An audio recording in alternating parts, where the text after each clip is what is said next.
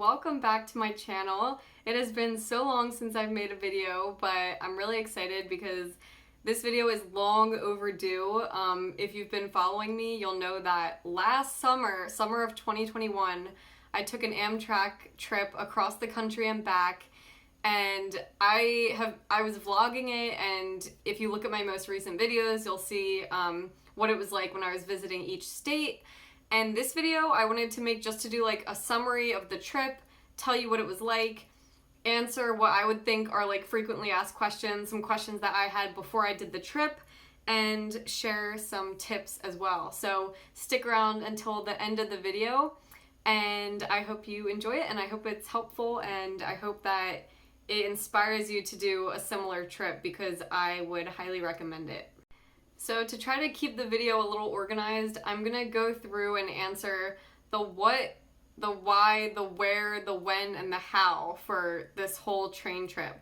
So starting with the what, basically I used the Amtrak USA Rail Pass, which at the time it was giving you 10 legs, 10 segments to use within 30 days, and the total cost for those 10 segments of a trip was $299. So about $300 for 10 legs of a trip, which equates to around $30 per leg, which if you have used Amtrak before, you know that that is a great deal because sometimes depending on where you're going, one leg can be like $100. Like sometimes when I'm going from DC to Philly, it can be $80 to $100. So it was a steal. It quickly paid for itself. The only catch is that you do have to use it within 30 days. So that's the what. Now to answer the why. Why did I decide to do this trip? Well, the biggest reason is that so my partner at the time and I came across this sale that Amtrak was having, like I said, the USA Rail Pass, which is a really good deal. So that was the biggest motivation. We were like, it's really cheap. We get 10 legs. We might as well just like use them all, go across the country. At that point, it had been COVID for like over a year. We felt really cooped up. We just wanted some kind of adventure. We thought it would be a great way to see the country.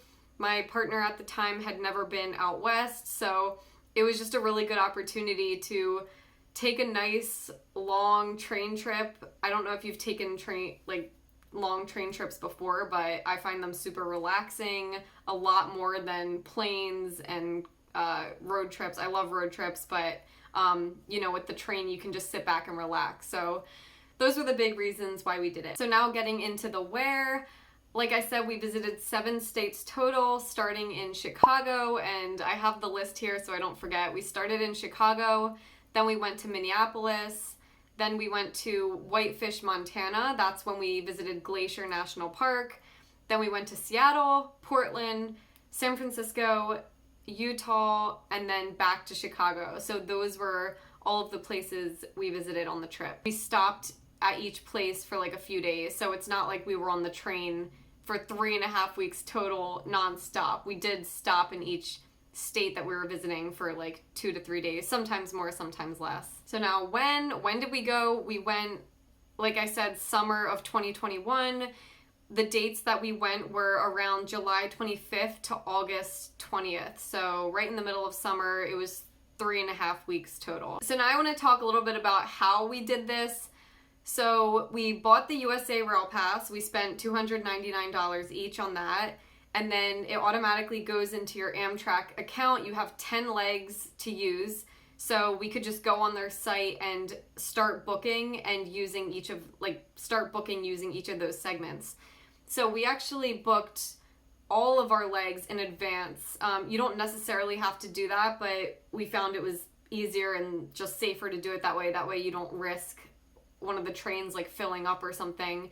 So we booked them all in advance, and then we booked the places we were staying at in each of the states. So we booked like hotels, Airbnbs, depending on where we were. And for a couple places, we just played it by ear, and we actually didn't book like the hotel in advance. Like I think when we were in Portland, we waited until like a few days before we got there before we booked the Airbnb. That wasn't the best experience, so I would recommend just doing it all in advance. Take your time, do the research, rather than like kind of rushing at the last minute to have to try to find a place to stay.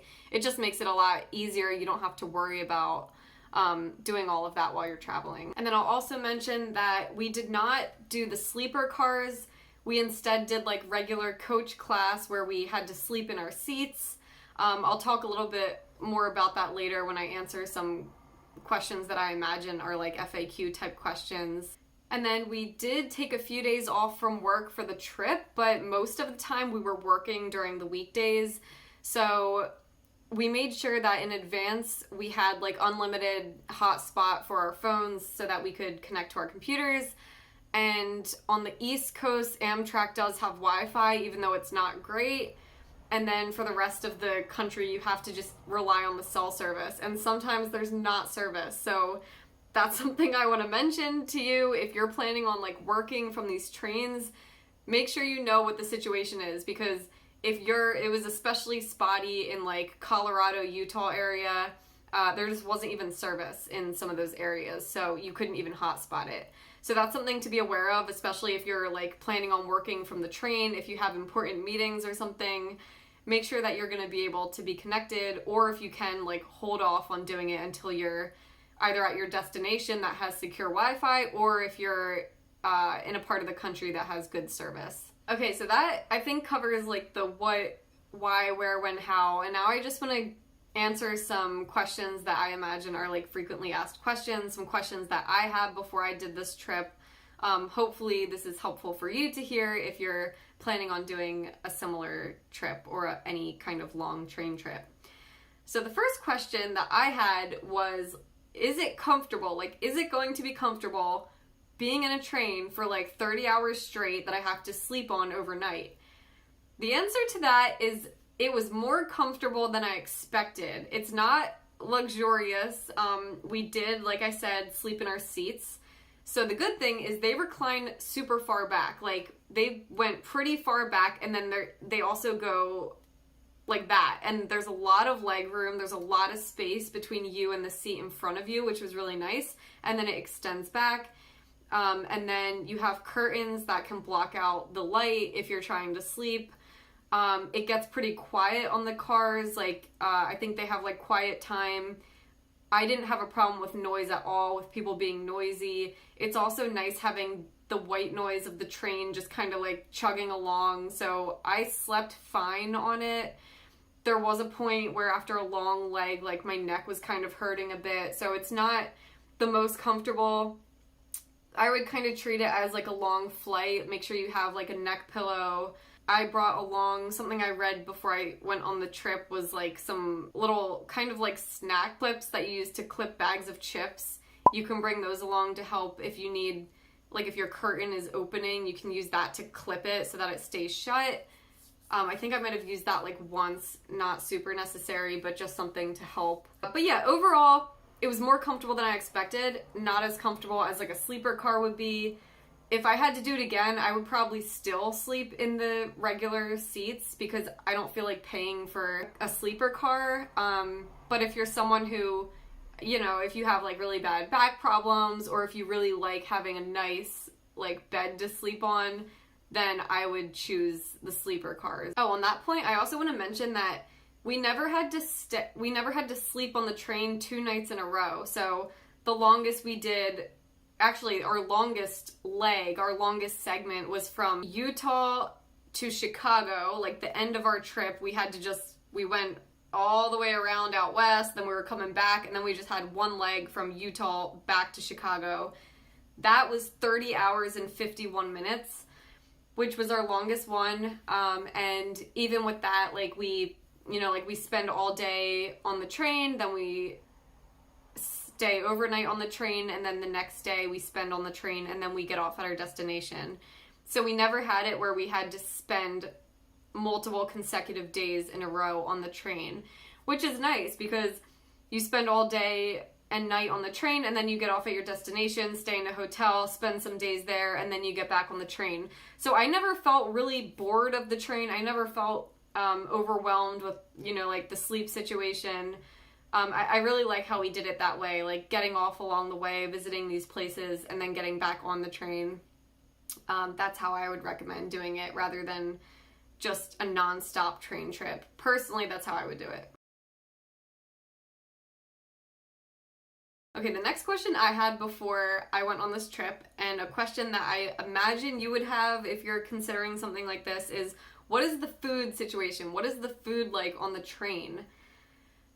I will say that I would not recommend relying on the food on the train. I mean, it's kind of like if you travel in a plane or anything else, like you want to make sure to bring your own snacks and even your own meals if you can.